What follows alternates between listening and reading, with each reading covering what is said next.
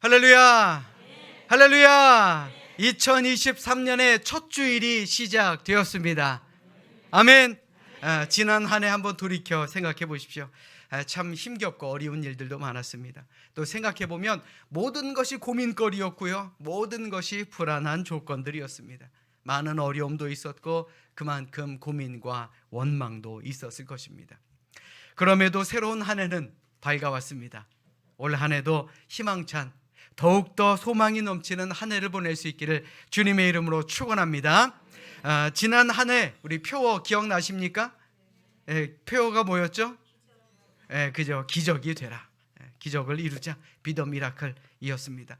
지난 한 해를 한번 돌이켜 생각해 보십시오. 기적을 이룬 한 해였습니까? 왜 아멘이 이래요? 다시 한번 묻겠습니다. 기적을 이룬 한 해였습니까? 저는요, 기적을 이룬 한 해였습니다. 교회가 평안했고, 그리고 우리 교인들과 서로 하나 될 수 있는 그런 한 해였습니다. 예배가 끊어지지 않았고, 성경 공부반도 3반이나 생겼고, 그동안 못했던 여러 행사들, 또 여러 가지 함께 즐겁고 웃으며 또 울 수 있었던 그런 일들, 저에게 있어서 기적을 이룬 한 해였다라고 생각합니다. 물론 때가 아니라서, 아직은 때가 아니라서 이루지 못한 기적들도 분명히 있을 것입니다. 그러나 우리가 늘 기도한 대로 하나님의 때에 하나님의 방법으로 이루어질 줄로 믿습니다. 아멘. 그러므로 올 한 해 더욱더 말씀과 기도, 예배에 집중하는 한 해가 되셔서 하나님께서 우리에게 예배해 두신 그런 기적으로 한 걸음 더 가까이 나아갈 수 있는 우리 모두가 될 수 있기를 주님의 이름으로 축원합니다. 자, 올 한 해 교회 표가 뭐죠? 자, 옆에 벽을 바라보십시오. 벽에 보면 2023년 리슨업, 들으라 라는 것이 올 교회의 표어입니다. 참으로 재밌는 건요, 올 해가 무슨 동물의 해죠? 그렇죠, 토끼의 해입니다. 토끼는 귀가 잘 발달되어 있지요. 그만큼 올 한 해도 우리 역시 토끼처럼 말씀을 잘 들어야 된다라는 것을 말해준다라고 저는 저 나름대로 생각해 봅니다. 아멘. 자, 우리가 하나님의 말씀을 잘 들어야 됩니다. 하나님의 말씀을 잘 듣는 것뿐만 아니라 하나님의 말씀으로 살아가는 우리 모두가 되시기를 주님의 이름으로 간절히 부탁드립니다. 바라기는요, 우리 삼성교회의 모든 성도들이 맞이하는 2023년이 더욱더 하나님의 말씀에 민감한 그런 토끼와 같은 한 해가 되시기를 주님의 이름으로 축원합니다. 자, 우리 옆에 있는 분들과 이렇게 인사합니다. 믿음은 들음에서 나옵니다. 자, 믿음은 들음에서 나오는 거 믿으십니까? 자, 우리 다시 한번 인사하겠습니다. 그러니 하나님의 말씀에 귀를 기울입시다. 그래요, 우리 올 한 해 우리 모두가 하나님의 말씀에 더욱더 귀를 기울이는 우리 모두가 될 수 있기를 주님의 이름으로 축원합니다. 2013년 타계하신 숭실대 명예교수로 수고하신 우리 안병욱 교수님께서 이런 말씀을 남기셨습니다. 마음의 귀를 활짝 열고 4가지의 소리를 잘 들어야 된다라는 말씀입니다. 첫째로 하나님의 목소리다. 이것은 높은 하늘에서 들려오는 소리이다. 경건한 영혼을 가진 사람만이 하나님의 음성을 들을 수 있다. 잡념으로 더러워진 귀에는 하나님의 소리가 들리지 않는다. 둘째는 역사의 소리다. 밝은 지혜의 귀를 가진 사람만이 역사의 소리를 들을 수 있다. 역사의 소리에는 깊은 진리가 있다. 셋째는 백성의 소리이다.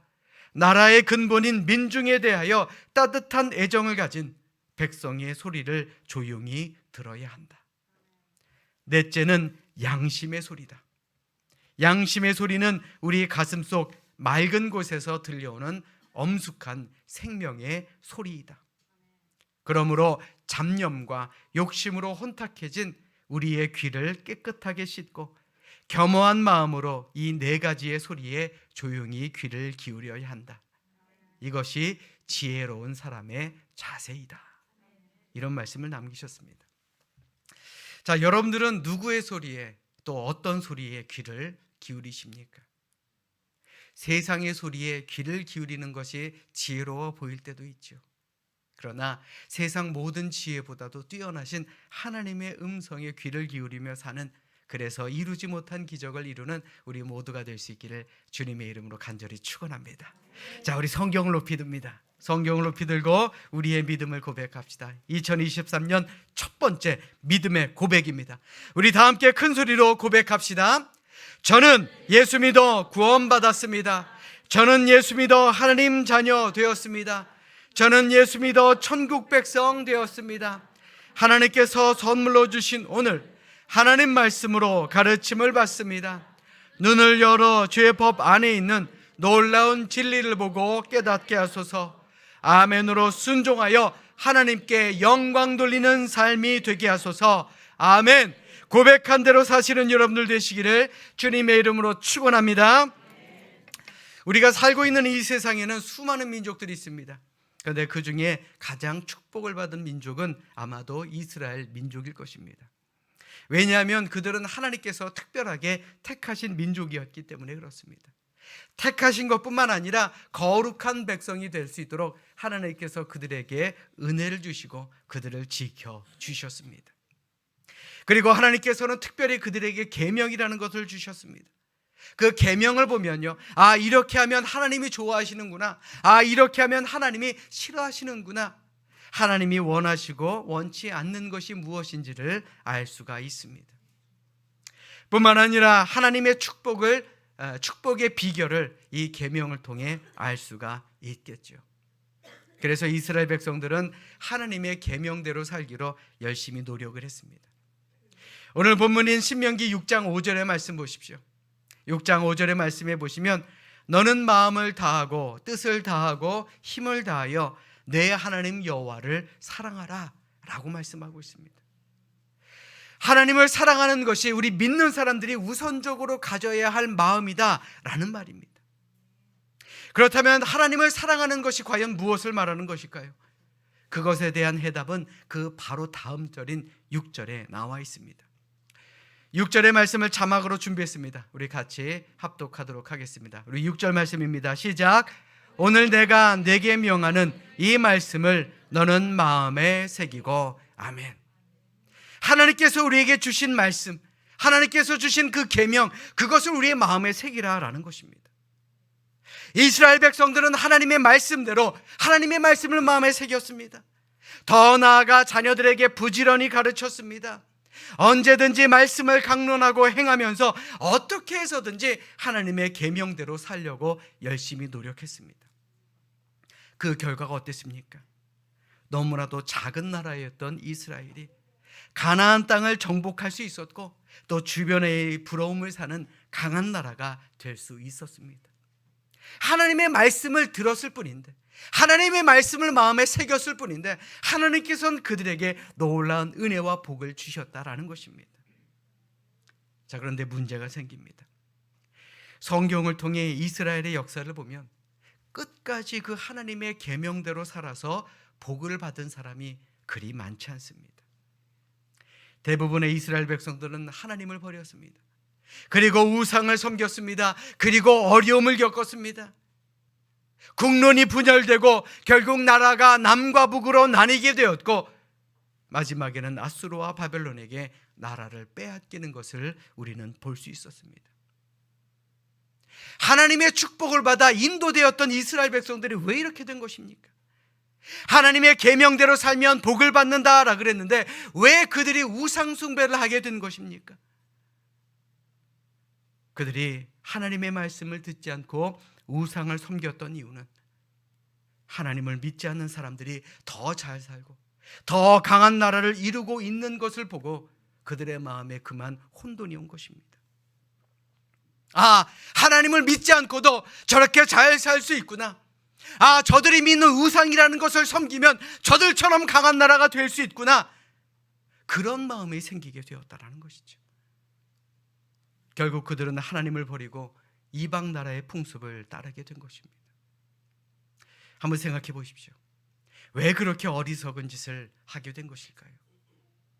출애굽 40년 그 기간 동안, 광야 40년 기간 동안 그들을 먹여주시고 그들의 모든 것을 채워주신, 그리고 가나안 땅으로 인도하신 그 하나님을 과연 왜 그들이 잊어버리고 살았을까요? 그들이 이렇게 넘어진 데는 분명한 이유가 있었습니다. 첫 번째로 하나님을 잘 몰랐기 때문에 그렇습니다. 다시 말하면 믿음이 없었기 때문이다라는 말입니다. 한번 생각해 보십시오. 하나님을 잘 모르는데 어떻게 하나님을 향한 믿음으로 살아갈 수가 있겠습니까? 우리 스스로에게 한번 물어보세요. 여러분들도 하나님 잘 알고 계십니까? 과연 우리가 무엇으로 하나님을 잘 알 수 있다라고 생각하십니까? 하나님을 알 수 있는 것은요, 바로 말씀을 읽는 것입니다. 우리를 향하신 하나님의 말씀, 그 하나님의 말씀을 듣고 깨닫고 실천하며 사는 것이 복을 누리며 기적을 이루는 삶임을 기억하시기를 주님의 이름으로 부탁드립니다. 여러분들 잘 들으십시오. 우리 하나님은 약속하신 말씀을 반드시 지키시는 신실하신 하나님이십니다. 아멘. 하나님이 행하시는 모든 일들은요, 우리의 눈에는 안 그래 보여도 하나님이 행하시는 모든 일은 완전하십니다. 아멘. 하나님은 당신께서 하신 모든 말씀을 하나도 빠짐없이 행하시는 분이다라는 것입니다. 믿으시면 아멘. 그런 하나님께서 우리를 사랑하신다라고 한다면 우리가 세상 그 무엇이 두렵고 또 놀라겠습니까? 오늘 본문 이후의 말씀인 신명기 6장 18절의 말씀 보십시오. 여호와께서 보시기에 정직하고 선량한 일을 행하라. 그리하면 내가 복을 받고 그 땅에 들어가서 여호와께서 모든 대적을 내 앞에서 쫓아내시겠다고 내 조상들에게 맹세하신 아름다운 땅을 차지하리니 여호와의 말씀과 같으니라. 아멘. 하나님의 말씀을 따르라는 거예요. 하나님 보시기에 제대로 살라라는 말입니다. 그러면 하나님께서 복 주신다는 거예요. 더 이상 확실한 말씀이 어디에 있겠습니까? 그런데 안타깝게도 이스라엘 백성들은 이 사실을 깨닫지 못한 것입니다. 왜요? 하나님을 바라보지 못하고 하나님의 말씀에 귀를 기울이지 않으니 그들의 마음에 두려움이 생기게 된 것입니다. 두려움이 생기니 다른 눈에 보이는 무엇인가를 찾는 것이 당연하지 않겠습니까? 그것이 바로 우상이었다라는 것입니다. 잘 살려고 복 받으려고 섬겼던 그 우상이 오히려 그들을 파멸의 길로 이끌었다라는 것이죠. 여러분들 스스로에게 한번 물어보십시오. 과연 여러분들에게는 하나님보다 더 믿고 의지하는 그 어떤 우상을 가지고 계십니까? 두 번째로 그들은 축복에만 관심을 가졌기 때문에 그렇습니다. 그들은 계명을 지키면 복을 받을 것이라고 생각하면서 복을 받기 위해 계명을 지켰습니다. 안타깝게도 그들의 마음에는요, 하나님을 사랑하는 마음이 없었습니다. 오로지 복, 하나님께서 주시는 물질의 복, 하나님께서 주시는 평안함의 복, 하나님께서 주시는 땅의 복, 이 복에만 관심이 있었다라는 것입니다. 그들이 계명을 지키는 목적도 복을 받기 위해서였습니다. 안식일을 지키는 목적도 그들이 복을 받기 위해서였습니다. 그들이 11조를 하나님께 드리는 이유도 바로 복을 받기 위해서였습니다. 하나님이 가장 중요하게 보시는 것이 무엇일까요? 바로 하나님을 사랑하는 마음 아니겠습니까? 안타깝게도 그런 마음이 그들에게는 없었다라는 것입니다. 그저 껍데기만 있었을 뿐 속은 텅 빈 그런 믿음의 사람, 그런 신앙인, 아니 종교인이었다라는 것이죠. 하나님은 결코 외모를 보지 않으십니다. 우리의 행위를 보시는 분이 아닙니다. 우리의 중심을 보시는 분입니다. 지금도 우리의 하나님은 우리의 중심에 과연 무엇을 두고 사는가를 더 주의 깊게 관찰하시는 분입니다. 그런데 그들에게는 하나님을 사랑하는 그 마음이 없었습니다. 오로지 내가 받을 복에만 관심이 있었다라는 것입니다. 그런데 이러한 그들의 모습이 오늘을 사는 우리의 모습과 별반 다를 것이 없지 않겠습니까? 우리는요, 천국을 바라보고 그 천국을 향해 달려가는 순례자들입니다. 우리의 목적지는 천국입니다. 그런데 우리의 마음이 온통 이 세상 속에만 있다면, 우리가 이 세상에서 누릴 복에만 있다면 우리의 신앙도 이기적이고 기복적인 신앙이 아니라고 할 수 있겠느냐라는 말입니다. 우리 스스로에게 한번 물어봅시다. 과연 내 마음에는 누가 들어가 있는지. 사랑하는 여러분, 신앙의 핵심이 무엇일까요? 믿음의 핵심이 무엇일까요? 하나님을 사랑하는 것입니다. 하나님을 사랑하는 그 마음을 가지고 하나님을 섬기는 것입니다. 그러나 하나님을 사랑하는 마음이 없으면 우리의 믿음은 언제든 죽을 수밖에 없습니다. 그러므로 무엇을 하든지 우리의 마음은 하나님을 사랑하는 마음으로 하는 우리 모두가 될 수 있기를 주님의 이름으로 간절히 축원합니다. 우리 따라서 합니다. 사랑하는 마음으로 말씀을 들읍시다. 자, 다시 한번요. 사랑하는 마음으로 말씀을 들읍시다. 자, 여러분들 한번 연애했을 때를 한번 생각해 보십시오. 결혼 전입니다. 결혼 후가 아니고요. 결혼 전입니다. 잘 한번 생각해 보십시오. 여러분들의 모든 관심이 어디에 가 있습니까? 사랑하는 사람에게 가 있지 않습니까? 내가 사랑하는 사람이 하는 말 한마디에 우리의 모든 관심을 쏟지 않으셨던가요? 너무 오래전 얘기라 기억도 잘 안 나시는가 봅니다. 사실 저도 그랬습니다. 내가 사랑하는 그 사람에게 모든 관심을 다 쏟으며 살았죠. 제가 이 말씀을 드리는 이유는요, 하나님의 계명을 지키는 것도 하나님을 사랑하는 마음으로 지켜야 된다라는 것을 설명하기 위해서입니다. 모세의 설교집이라고 할 수 있는 신명기를 읽다 보면 하나님께서 이스라엘 백성들에게 계명을 주시며 이 계명대로 살 때에 받을 복에 대해서 자세하게 말씀하는 것을 우리는 보게 됩니다. 그런데 우리가 신명기를 읽으며 놓쳐서는 안 되는 부분이 있죠. 신명기 5장 10절에 무엇이라고 기록하고 있습니까? 나를 사랑하고 내 계명을 지키는 자에게는 천대까지 은혜를 베푸느니라. 오늘 본문 6장 5절의 말씀에는 뭐라고 말씀하고 있죠? 너는 마음을 다하고 뜻을 다하고 힘을 다하여 내 하나님 여호와를 사랑하라. 신명기 7장 9절에는요, 그런즉 너는 알라 오직 내 하나님 여호와는 하나님이시요 신실하신 하나님이시라. 그를 사랑하고 그의 계명을 지키는 자에게는 천대까지 그의 언약을 이행하시며 인애를 베푸신다라고 기록하고 있습니다. 이 말씀의 공통점이 무엇입니까? 복받는 것이 공통점이 아닙니다. 하나님을 사랑하는 것이 중심 주제입니다. 이것이 중요한 포인트입니다. 하나님을 사랑하는 그 마음으로 말씀을 듣고 그 말씀에 순종하고 그 말씀대로만 살면 너는 네가 차지할 땅에서 번성하고 복을 받으며 천대까지 그 복을 누릴 수 있을 것이다 라고 약속의 말씀을 주신 것입니다. 그러나 과거 이스라엘 백성들은 어땠습니까? 이 중요한 포인트를 그만 잊고 살았던 것입니다. 하나님을 사랑하는 것. 그들은 받을 복에만 생각을 하고 있었던 나머지 하나님을 사랑하는 그 마음을 잃어버렸습니다.